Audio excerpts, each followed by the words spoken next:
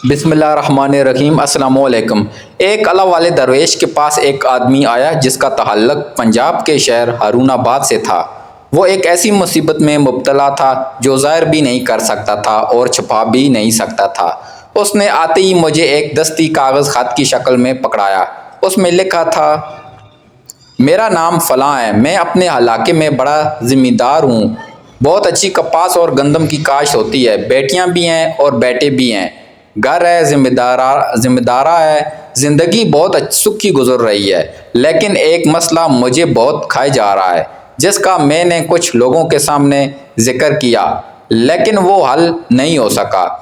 بات دراصل یہ ہے کہ میں ابھی جوان تھا اور شادی کو 3 سال ہوئے تھے۔ میرے گھر میں بیٹی پیدا ہوئی۔ میرے چونکہ پہلے 2 بیٹے تھے، بیٹی کی پیدائش پر میں بہت خوش ہوا اور میں نے بہت سی مٹھائی بانٹی، لوگ آ رہے تھے اور مٹھائی لے کے جا رہے تھے۔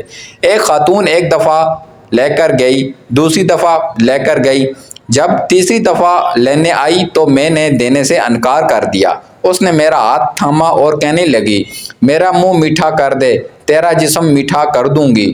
نامعلوم اس کے اس بول میں کیا تاثیر تھی، حالانکہ وہ بالکل بوڑھی اور بہت بد شکل خاتون تھی۔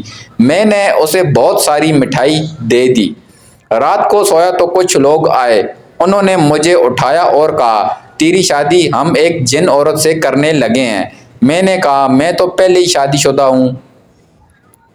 وہ کہنے لگے، نہیں، وہ عورت جو آج تیرے پاس مٹھائی لینے آئی تھی، اس کا اصرار ہے کہ میری اس سے شادی کرو اور ہمیں حکم ملا ہے کیونکہ وہ عورت مالدار ہے اور ہم اس کے غلام ہیں اور اس لیے تم ہمارے ساتھ چلو۔ مجھے اٹھا کر لے گئے۔ میں احتجاج کرتا رہا لیکن میرے منہ سے آواز نہیں نکل رہی تھی۔ ایسا محسوس ہو رہا تھا کہ ہونٹ تو ہل رہے ہیں، لفظ نہیں نکل رہے۔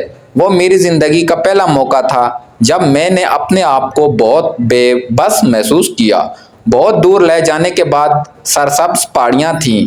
ایسا محسوس ہوتا تھا جیسے کشمیر کی پہاڑیاں ہیں۔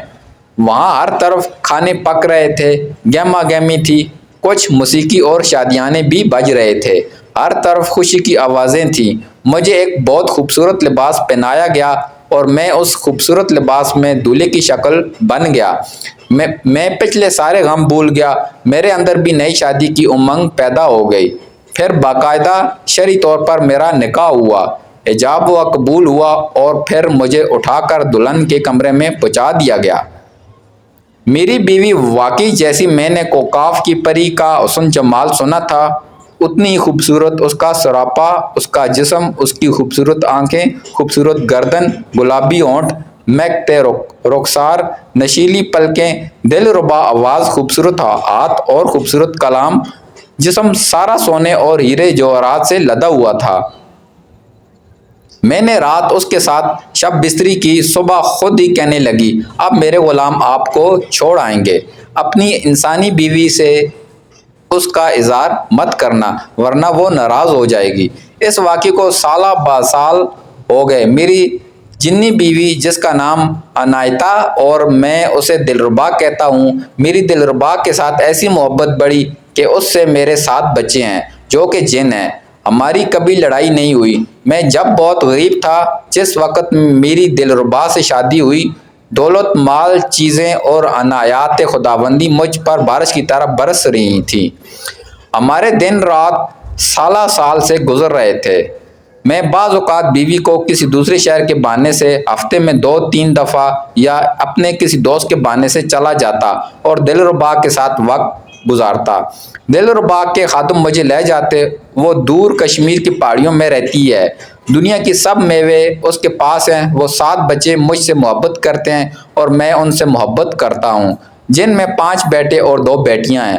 اب میری اولاد جوان ہو گئی ہے، ادھر سے انسانی اولاد بھی جوان ہو گئی ہے، ان کی شادیاں ہو گئیں۔ اب مجھے جناتی اولاد کی شادیوں کی فکر ہے۔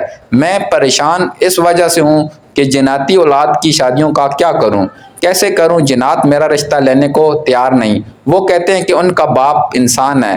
یہ جن تو ہیں لیکن خالص جن نہیں ہیں۔ میں بہت پریشان ہوں، برائے کرم میری پریشانی کا ازالہ کریں۔ وہ اللہ والے درویش بزرگ کہنے لگے، میں نے اس کی بات سنی تو مسکرا دیا۔ میں نے کہا یہ کوئی مسئلہ نہیں، میں جنات سے عرض کروں گا، وہ رشتوں کے معاملے میں آپ کا ساتھ دیں گے۔ پھر کچھ عرصے کے بعد اللہ کے فضل سے اس کی اولاد کی شادیاں ہو گئیں۔ ہاں میں نے ایک چیز ضرور بتائی، چونکہ جنات آپ کے رشتے ٹکرائے تھے، وہ کہیں آپ پر جادو نہ کر دیں۔ تو یا کوہار کا وظیفہ انسانی بیوی بھی، جن بیوی اور اس کے بچے سب پڑھتے رہیں اور پیتے بھی رہیں۔ آج وہ بہت خوش ہیں۔ اس کی بیوی مجھ سے ملنے آئی، یعنی جن بیوی۔ اس نے شکریہ ادا کیا اور بہت سارے تحفے دیے جو میں نے غریبوں میں تقسیم کر دیے اور ضرورت مندوں کو دیے۔